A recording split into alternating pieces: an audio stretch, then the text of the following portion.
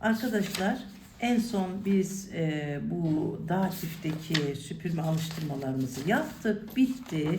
En son kitaptan da alıştırmaları yaptım. Şimdi size başka bir konuya geçtim. Hepsini sıralı bir şekilde öğreteceğim. Zwei Objekte diyorum. Ne demek zwei Objekte? Bir cümlede iki tane substantif cins isim varsa. Bakın birinci sıradaki persondur. Persondur. Datiftir. İkinci sıradaki person değil, Sache'dir ve bu akuzatiftir. Anlatabiliyor muyum? Demek ki datif akuzatifi iyice öğrendikten sonra artık bu boyuta geçebiliriz. Bakın fiilleri vereceğim önce. Sakince yavaş yavaş vereceğim. Daha sonra bu fiillerle cümleler kuracağım. Daha sonra bu fiillerin zamirleriyle de işlem yapacağız.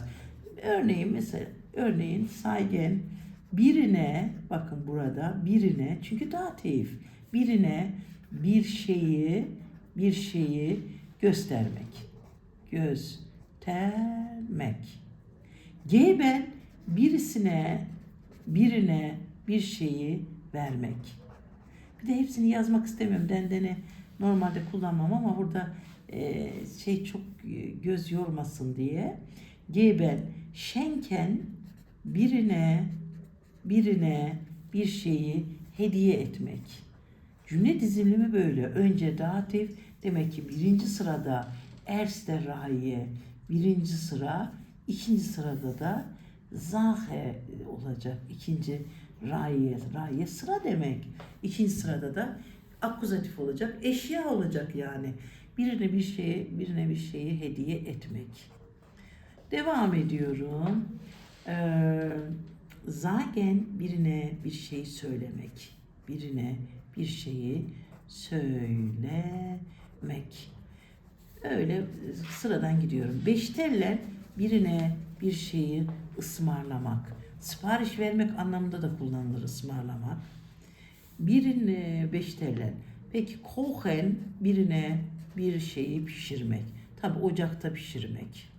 O P de çok uzun oldu. Neyse. Kochen, bakken biliyorsunuz fırında pişirmek. Birine bir şeyi fırında pişirmek. Devam ediyorum. Erklären, erzählen, birine bir şeyi açıklamak, anlatmak.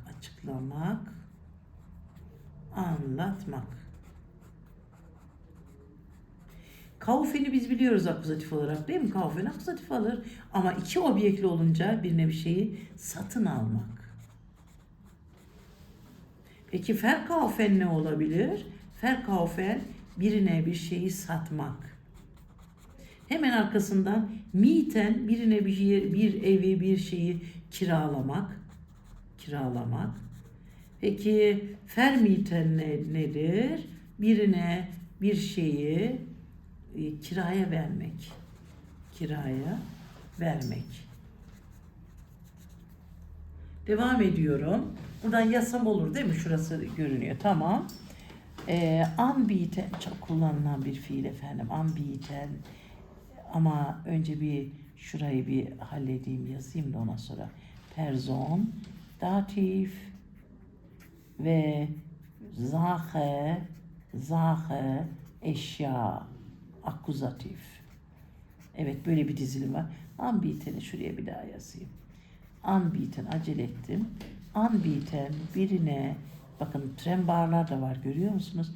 Birine bir şeyi ikram etmek, sunmak, hizmet vermek. O kadar bir kullanılan bir fiil ki hizmet vermek, sunmak, ikram etmek.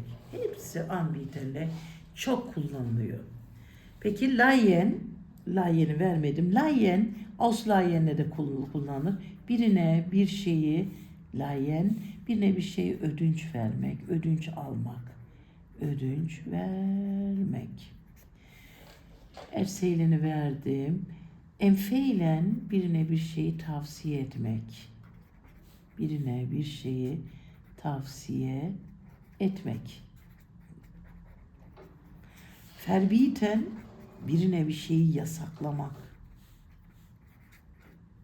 Yasaklamak.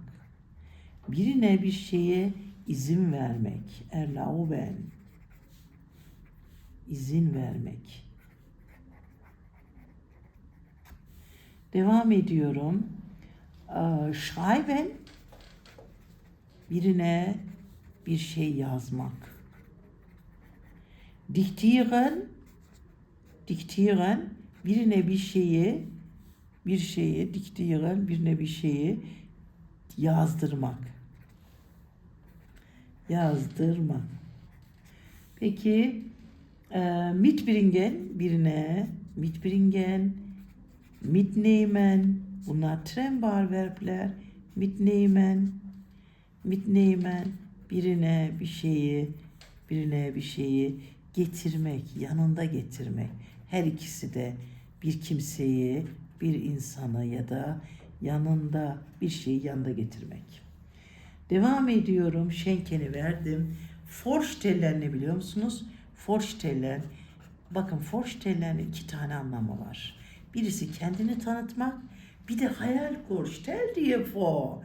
Bir düşünsene, bir hayal kursana, hayal etsene demek bu. Vorstellen birine kendisini takdim etmek. Takdim etmek, tanışmak birisiyle. Bakın daha birçok fiil var burada. Mesela devam edeceğim. Auf nasıl yazayım? Bir daha yazıyorum. Aufmachen, zumachen. Bunlar trennbarlar. Görüyor musunuz? Şöyle yazayım.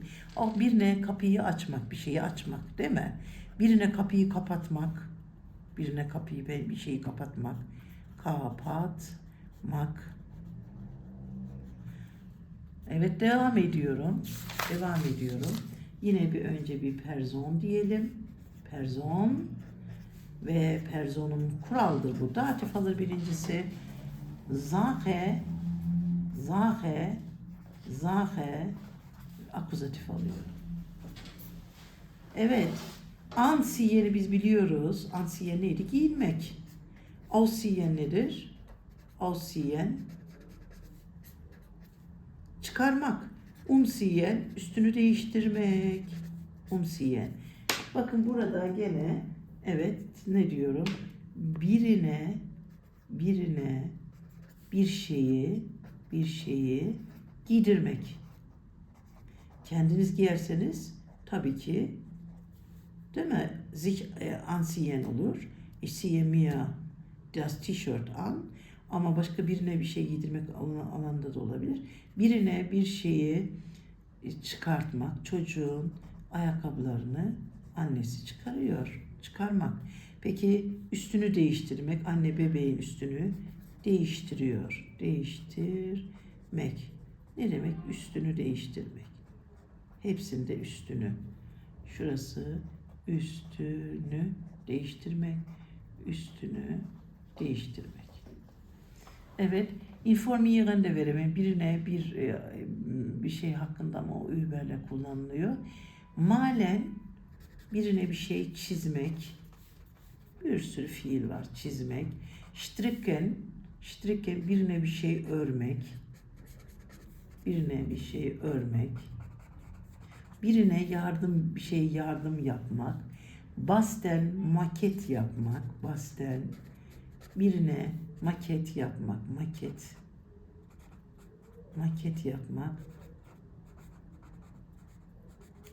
Verbiteni verdim. Yine de aklıma geldiğinde gene birçok fiil verebilirim ama şimdilik bu kadar yapalım. Daha sonra birine bir temizlik yapmak veya birine bir şey öğretmek hepsi kullanılabilir. Şimdi bakın ne yapacağız biliyor musunuz? Bir örnekler yapacağım ama şu sayfayı kapatıyorum. Şöyle ikili koyayım ki daha rahat alıştırma yapalım. Evet, şimdi şunu alayım, bir yeşil alacağım, yeşile yazacağım. Ich biete dem Gast den Kaffee sunmak, anbieten. Ara bırakarak şöyle biraz daha iki tane yapayım da bu şekilde bir görürsün ama çok da şey yaparsam olmaz. Peki der Opa erzählt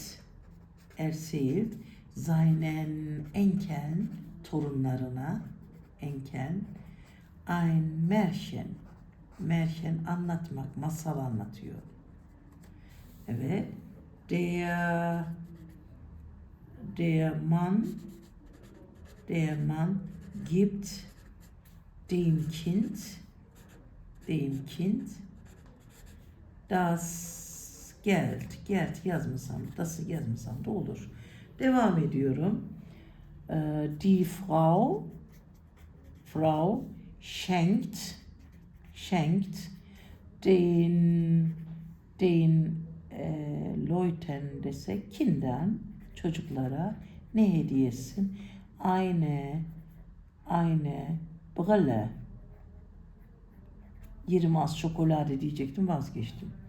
Peki die Mutter kocht ihre Mann, eşine die Suppe, çorba pişiriyor. Suppe. Devam ediyorum. Der Mann kauft seiner Tochter einen Wagen. Bir araba satın alıyor. Devam edelim. Kaç tane daha devam edelim. Beni verdim değil mi? Evet. Er bringt dem Jungen einen Roman, yanında bir roman getiriyor mit. Die Sekretärin schreibt dem Herrn einen Brief. Devam ediyorum. Şikkeni de vereyim. Şenkeni verdim mi? Evet. Sie schickt ihrem Sohn Geld. Para gönderiyormuş. Devam ediyorum. Wir leihen, ödünç veriyoruz. Kime? Wir leihen unserem Nachbarn, komşuya neyi verelim? Ein Fahrrad, bisiklete ödünç verelim. Anbieteni verdim. Mitbringeni de verdim. Der Polizist zeigt dem Fremden, yabancıya, den Weg, yolu gösteriyor. Peki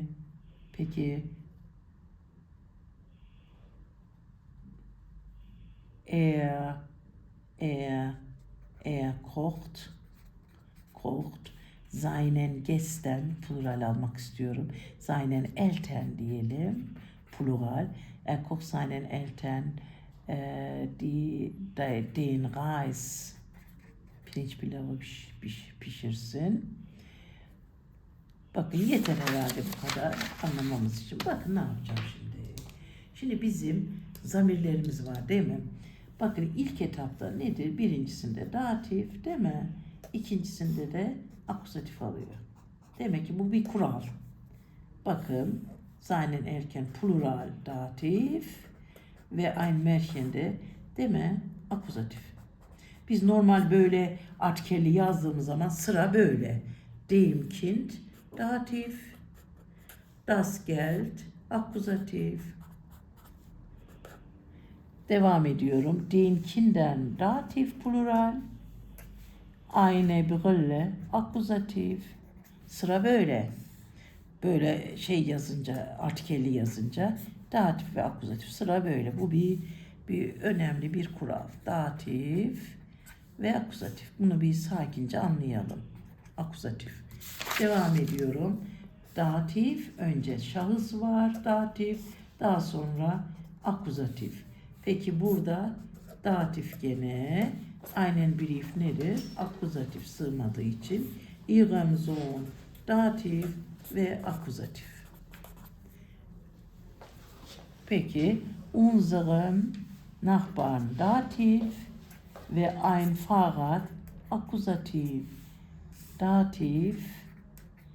Geçeli kalemle biraz iyi çıksın diye yazıyoruz. Onun için bayağı bir sırayı kaplıyor. Datif plural. Plural. Den Reis nedir? Akuzatif. Dizilim böyle. Şimdi gelelim işin asıl kısmına. İşin asıl kısmına. Bakın buna bir pembe alayım.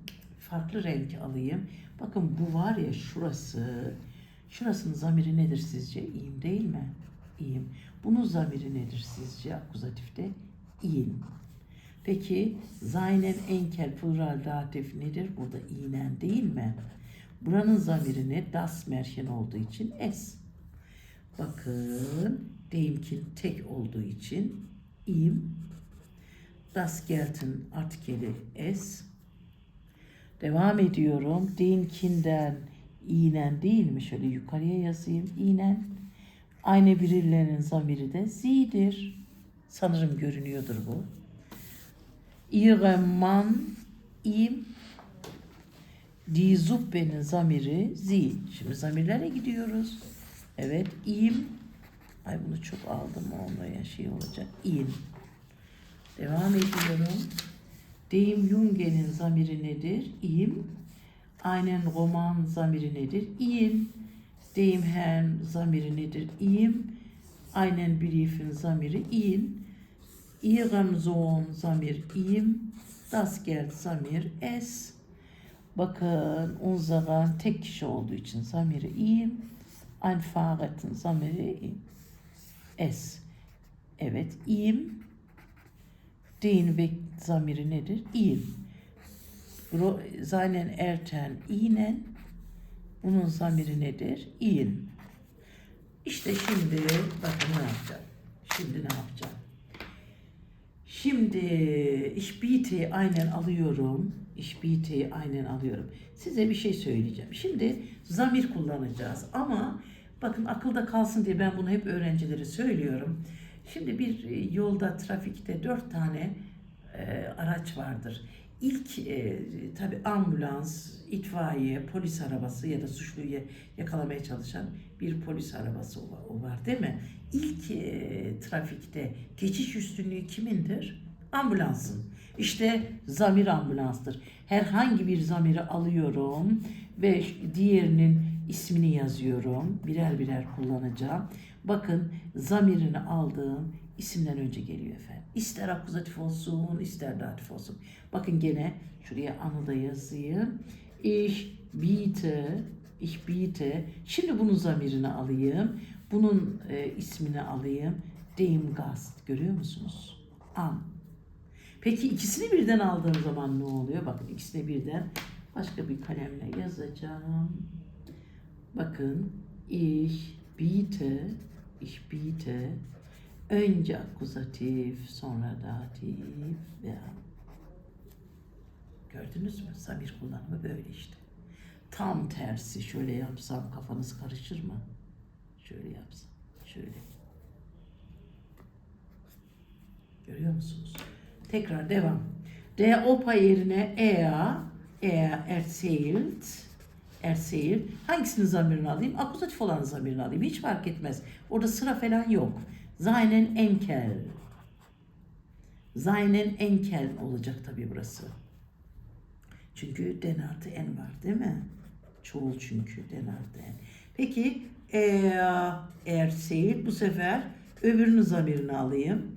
İğneni alayım. İğnen. Öbüründe artikelini alayım. Ein Märchen de orası. Artikelli ismini alayım. Masal demek. Bakın Bakın şimdi ikisini birden alayım. Zamirler neredeymiş demek ki? Ambulans gibi trafikte geçiş üstünlüğü var ya. Önce zamir yazılır efendim. Sonra isim. Demek bir isim, bir zamir varsa cümlede önce zamir. Şimdi peki ikisi birden bunu aynı kalemle yazayım. İkisi birden alındığında tam bir ters köşe yapıyorum. Şuradakinin ters köşesini yapıyorum. Önce akuzatif, sonra datif. Yine. Devam. Evet. Eğer deman yerine eğer diyorum. Eğer gibt. Dem kind'in zamirini alayım. Bakın bu zamirleri bir daha böyle baloncuk yapsam mı? Şöyle daha rahat görün diye. Ihm das Geld. Evet. Er gibt ihm diye bu sefer es alacağım. Es dem Kind. Bakın şimdi ikisini birden alayım. Bu kalemle yazıyorum onu. Gibt ikisini birden alınca önce akuzatif sonra datif. Renkli kalemlerle de yazıyorum da anlaşılması daha kolay olsun diye. Bakın die Frau yerine sie schenkt den Kinder'kini alayım ya da sie'yi alayım hiç fark etmez. Den Kinder'ne artikel olarak alıyorum. İkinci gene birer birer kullanalım. Bu sefer iğneni alalım. Bunun ismini alalım artikelle birlikte. Bakın die Brille. Peki ikisini birden aldığımda ne yapıyorum? Şu kalem şurada dursun da. Sie schenkt. Önce iğnen olacak burası. Burası iğnen olacak. Sie schenkt sie ihnen. Görüyor musunuz? Önce akuzatif, sonra datif oluyor. Tam buranın aksini görüyor musunuz? Peki die Mutter yerine sie kullanıyorum. Sie kocht. Hangisininkini alayım önce? Ihm die Suppe. Şimdi öbürünü alayım. Hani birer zamir kullanıyorum ki önce görebilirsiniz diye. Sie kocht, sie ihrem Mann. Üçüncü de ikisini birden aldığımda demek ki akuzatif öne geçiyor. Bu çok önemlidir biliyor musunuz? Sie, ihm. Cümle diziminde çok önemlidir. Devam ediyorum. Der Mann yerine er kauft ihm einen Wagen. Şunları bir yuvarlak içerisine alsam nasıl olur? Şöyle baloncuklar alayım. Evet. Er kauft. Şimdi öbürünü alıyorum. In seiner Tochter. Bakın burada er kauft. İkisini birden ancak akuzatif öne geçecek. Şurası bozuldu bakın. Yeniden yazıyorum. Im. İşte bu. Demek ki zamir dizilimi olduğu zaman önce akuzatif, ters köşe yapıyoruz değil mi burayla? Burada datif akuzatifti. Burada kalem elimden kaydı ve datif. Tam ters köşe yapıyoruz. Görüyor musunuz? Şöyle yapayım mı? Böyle oluyor. Devam ediyorum. Önemli konulardan birisi bu. Peki yine maviyle yapıyorum. Eğer zaten zamir. Eğer bringt. Dem Jungen yerine zamirini alayım. Einen Roman mit. Bakın öbürünü alıyorum zamir olarak. Demek ki isimlerin zamiri nasıl kullanacağımızı bilmemiz gerekiyor. Dem Jungen mit. Trembare verbler burada da var. Evet. Şimdi üçüncüyü alıyorum. Tam ters köşe yapacağım. Er bringt ihn ihm mit. Tam tersi görüyor musunuz? Şimdi yazınca da çok karalanıyor için oraya yazmayacağım artık. Die Sekretärin yerine sie schreibt. O yazıyor. Ihm, dem Herrn yerine einen Brief. Peki Sie schreibt in dem Herrn. Çünkü artikele değişik olunca Herrn nokta alıyor. Bakın şimdi ikisini birden aldığımda sie schreibt in ihm. Görüyor musunuz? Önce akuzatif, sonra datif. Burada da önce akuzatif, sonra datif. Devam ediyorum. Bunları da bir yuvarlak içerisine alayım da diğerinden ayrılsın. Geldik buraya. Sie schickt ihren Sohn'un zamirini alayım. Sie schickt Geld. Das Geld de diyebilirim ama das Geld'i fazla kullanmıyorlar bu artikelini. Schickt, evet, es ihrem Sohn. Şimdi bakın, ihrem Sohn'u aldım. İkisini birden alırsam sie schickt es ihm. Onu ona gönderiyor. Değil mi? Akuzatif önce, sonra datif. Ne demek bu? Onu ona gönderiyor. O onu oğluna gönderiyor. O ona para gönderiyor. Yazmama gerek var mı? Sanırım dinlerseniz daha rahat anlarsınız. Devam ediyorum. Wir leihen, çünkü bir de bir zaman var. O zamanı doldurmak için hızlı yapmak zorundayım bunları. Peki, wir leihen es unserem Nachbarn. Şimdi ikinciyi alıyorum. Wir leihen, bakın leihen okurken nasıl okuyorum görüyor musun? H'yı zıplatmıyorum. Leihen olmaz. Leihen. Zaten ay değil mi? Leihen. Bakın aynı bu şekilde okuyorum. Leihen ihm ein Fahrrad. Ödünç veriyoruz. Son cümleyi yazıyorum. Wir leihen önce akuzatif, sonra datif efendim. Şunları şöyle alayım şöyle.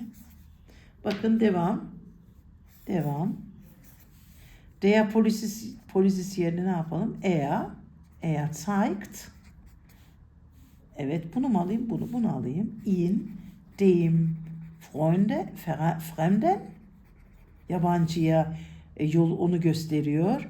O zeigt göstermek. Evet, ihm alalım. Den weg. Yolu gösteriyor. Ona yolu gösteriyor. Peki ikisini de zamir aldığımda er zeigt in ihm. Bakın burada ters köşe yapıyoruz. Önce akuzatif, sonra datif. Kalıcı olsun diye defalarca üzerinden geçiyorum. Geliyorum buraya son cümleme. Başka yok. Er kocht. Er kocht ihnen den Reis. Ocakta pişirilince pirinç pilavı olur. Fırında pişirilenlere bakken diyoruz değil mi? Gene aldım. Er kocht. Eğerleri birleştirelim. Ne diyelim? İğneni aldık. Bu sefer in seinen Eltern. Bununla ilgili bir sürü alıştırma yaptıracağım. İyice yerleşsin diye. Peki son er kocht. Önce akuzatifi alıyorum. Sonra datifi alıyorum. Demek tam ters köşe. Akuzatif ve datif. Sanırım anlamışsınızdır ama daha alıştırma yapacağım. Şimdi dersimi burada bitiriyorum. Bir dahaki derste bununla ilgili bir sürü alıştırma gelecek efendim. Önce bir bakın, ondan sonra size iyi günler diliyorum.